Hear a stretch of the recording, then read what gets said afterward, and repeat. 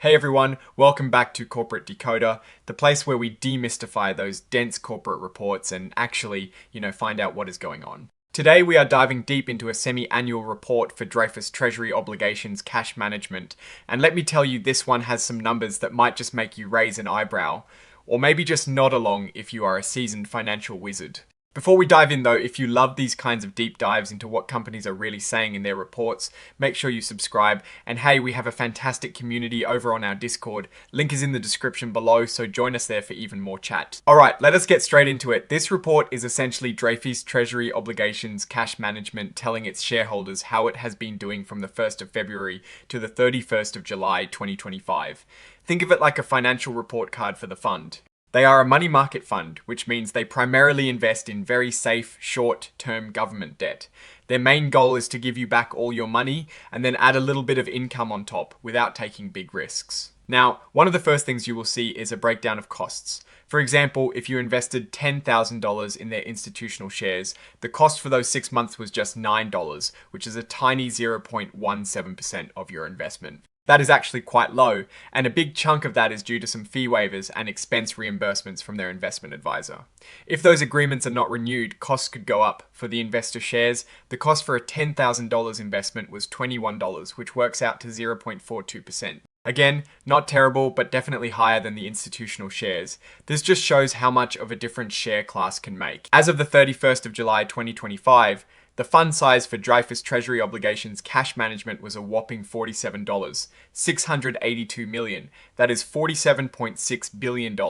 That is a massive amount of money. And the number of holdings, 73. So they are not spreading their money super thin. They have got a focused portfolio. Now, let us talk about where all that money is actually invested. They have got a significant portion, 27%, in US Treasury bills. Then there is 13.9% in US Treasury floating rate notes, and then 6.4% in US Treasury notes.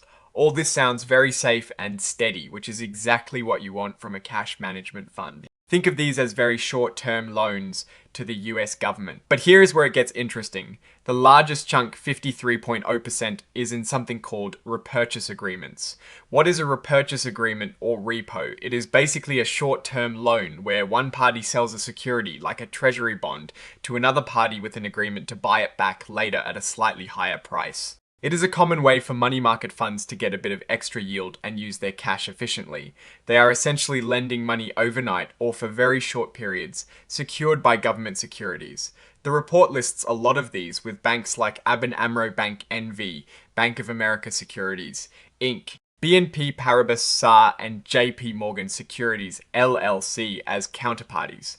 The total amount in repurchase agreements is a massive $25,289 million. That is over $25 billion. This is the core of their operation for generating income. When you add it all up, the total investments, which is the cost of everything they own, is just over $47.8 billion. This is very close to the net assets of the fund, which is a good sign they are not hugely over undervalued right now. Let us look at how they performed financially over this recent 6-month period. Their investment income was a substantial $1,042,546,745. That is over $1 billion in interest income.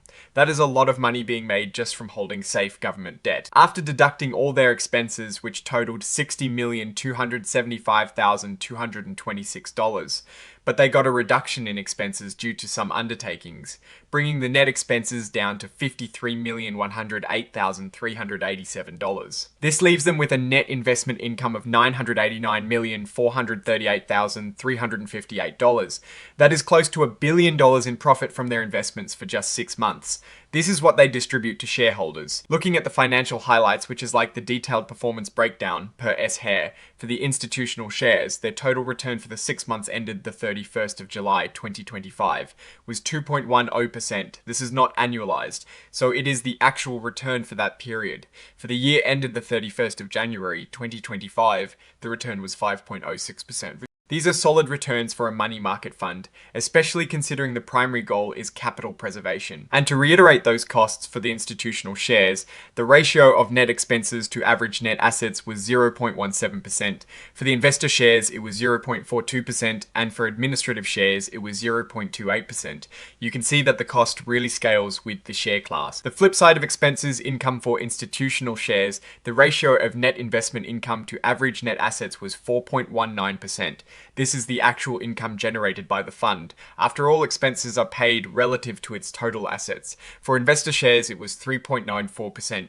These ratios tell you how much return you are realistically getting after costs. The net assets, end of period for the entire Dreyfus Treasury obligations. Cash management fund was $47,682,300,086. So, to recap, this fund is managing over $47 billion and is primarily investing in very safe, short-term government debt and repurchase agreements, aiming to provide a stable return with minimal risk. Now, for my take on this report paints a picture of a very stable and well-managed, extremely conservative fund. Their primary goal is capital preservation and liquidity, and the numbers here reflect that. They are making a decent return from interest income on government securities and repurchase agreements, which is exactly what they are supposed to do.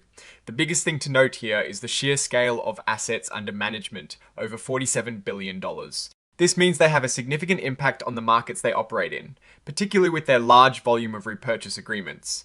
We saw multiple large repurchase agreements with major financial institutions like JP Morgan and BNP Paribas, which is standard for this type of fund. The collateralization of these agreements by US Treasuries means they are well protected even if a counterparty were to falter, but the counterparty risk is always something to keep an eye on, even if it is low here.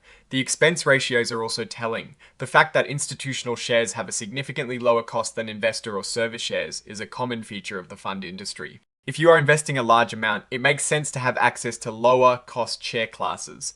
The fee waivers in place are also a positive for shareholders right now, but it is important to remember that these could change in the future, potentially increasing costs.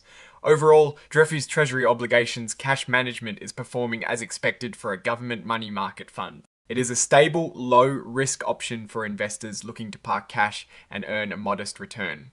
The strategy is clear, the execution seems sound, and the large asset base provides them with significant operational capacity. The main risks are always interest rate risk, which affects all fixed income, and the aforementioned counterparty risk in repurchase agreements, though the extensive collateralization mitigates this substantially. So, what is your take on these numbers and what they signal for income investors? Are you comfortable with the level of exposure to repurchase agreements, or does it seem a bit much? Let me know your thoughts in the comments below. If you found this analysis valuable, please hit that like button, it really helps us out, and subscribe for more deep dives into the world of finance. And don't forget to join our Discord community, linked in the description for more great discussions. Thanks for watching, and we will see you in the next video.